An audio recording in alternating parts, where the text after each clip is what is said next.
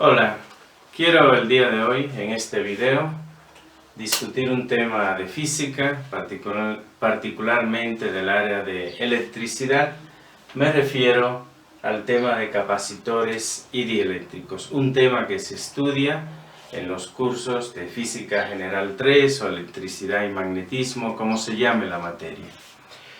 Bien, ¿qué es un capacitor? Vamos a comenzar contestando esa pregunta. Un capacitor, a modo general, lo podemos definir como un arreglo de dos conductores aislados. Eso en general conforma un capacitor. Un arreglo, lo voy a copiar aquí por la importancia que tiene la definición, un arreglo de dos conductores aislados. De entrada, ya eso conforma un capacitor, teniendo en cuenta además que esos dos conductores portan cargas iguales en magnitud y de signo opuesto. Entonces, un arreglo de dos conductores aislados con cargas iguales y opuestas. Eso es lo que conforma cargas iguales y opuestas. Eso es lo que conforma un capacitor. Es decir, si hacemos una gráfica, digamos que aquí tenemos un conductor de geometría arbitraria cualquiera que le voy a llamar el conductor A. Aquí tengo un conductor de geometría arbitraria cualquiera que esa sea que le voy a llamar B. Esos dos conductores están aislados entre sí y del entorno. Y este conductor porta una carga más Q, este porta una carga menos Q. Ese arreglo que está ahí es lo que conforma lo que llamamos un capacitor. Dos conductores aislados entre sí con cargas iguales y opuestas en signo. Eso es un capacitor. Y ese tipo de dispositivos, cabe señalar, tienen enorme cantidad de aplicación en áreas como la ingeniería. Hay una gran cantidad de dispositivos eléctricos y electrónicos que en su interior justamente tienen capacitores. ¿Por qué?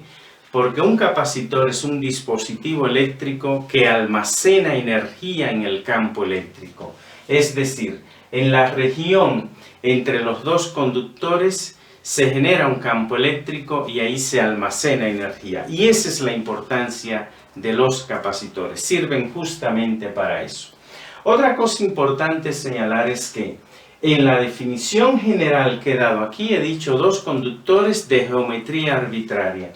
Sin embargo, en la terminología que utilizamos en los libros de física, a esos conductores les damos el nombre de placas. Son las placas del capacitor, independientemente de la geometría que ellos tengan. De manera genérica, vamos a llamar a los conductores que conforman al capacitor, les vamos a llamar placas.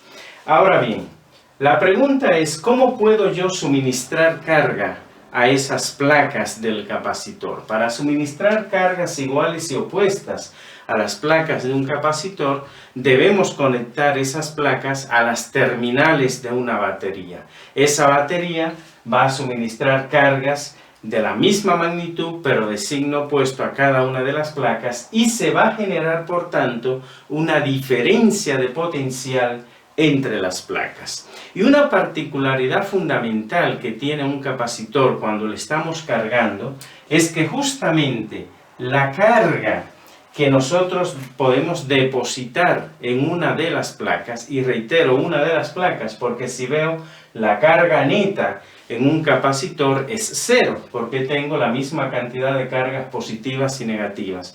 Entonces, cuando operamos con un capacitor y hablamos de la carga del capacitor, nos referimos a la carga en magnitud en una de las placas, cualquiera que esa sea. Entonces, la carga que nosotros podemos suministrar a una de las placas es justamente directamente proporcional a la diferencia de potencial que aparece entre las placas. Esa relación entonces nos quiere decir que la carga entre la diferencia de potencial es una constante. Y a esa constante de proporcionalidad le vamos a llamar C.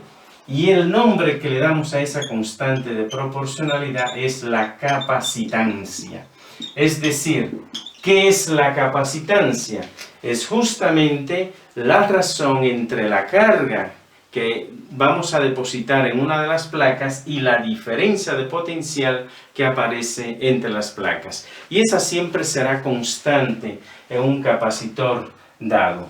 Vemos aquí entonces que las unidades de capacitancia en el sistema internacional son unidades de carga, es decir, coulomb, entre unidades de voltaje, es decir, volt.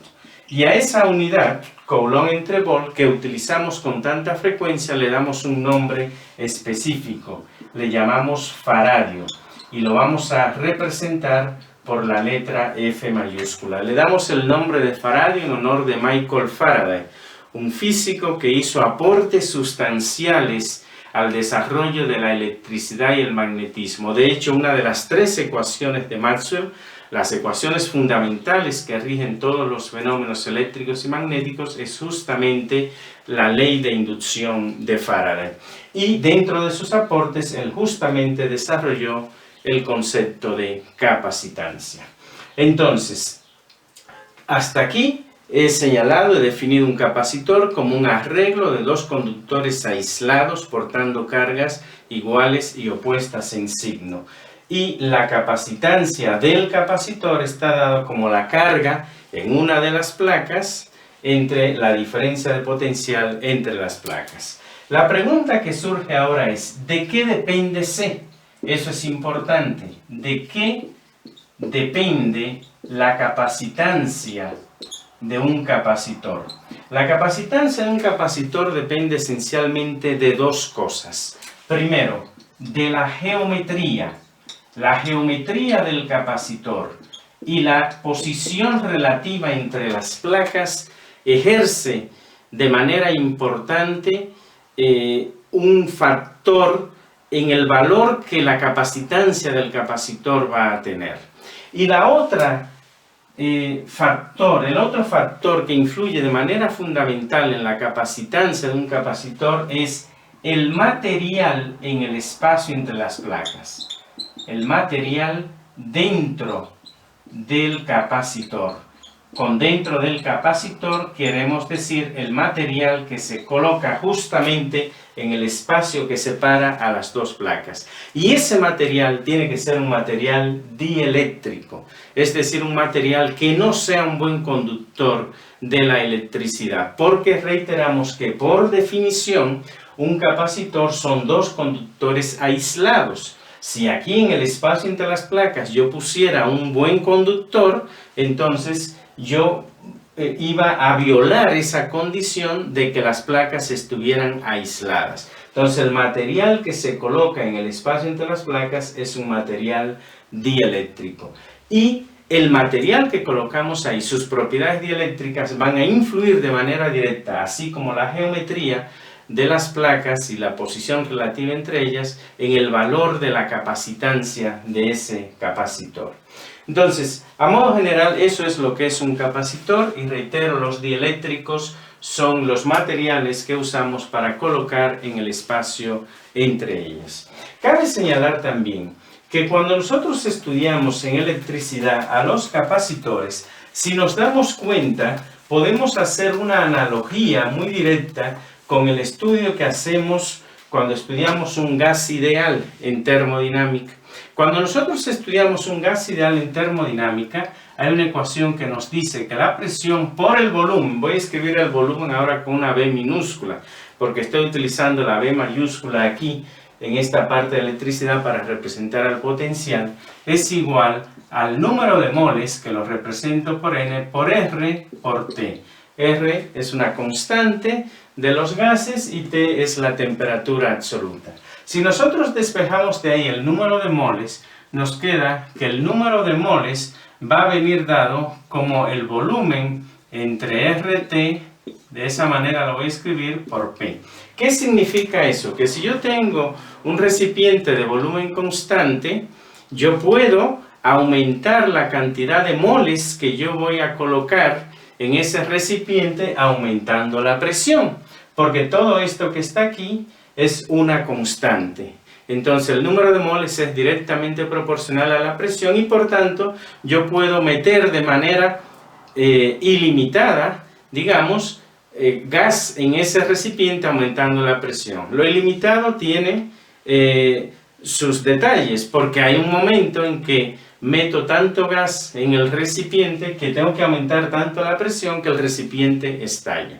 Bien, veamos justamente qué sucede cuando yo veo el caso eléctrico. Hemos dicho que la carga entre el voltaje es igual a la capacitancia.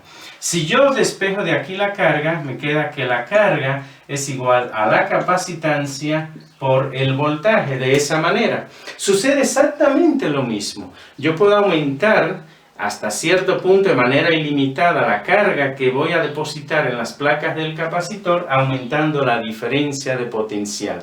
Es decir, que cuando yo comparo esta relación con esta relación, vemos que la C, la capacitancia, juega un papel similar a lo que juega el volumen. Y de hecho, no es aleatorio que cuando nosotros hablamos del volumen del recipiente, hablamos también de la capacidad de ese recipiente. La palabra capacitor no es aleatoria, está usada justamente en el mismo sentido. Y de la misma manera, llega un momento en el cual ya no puedo suministrar carga porque yo voy a tener que ir aumentando el voltaje, pero hay un momento en que hay una ruptura.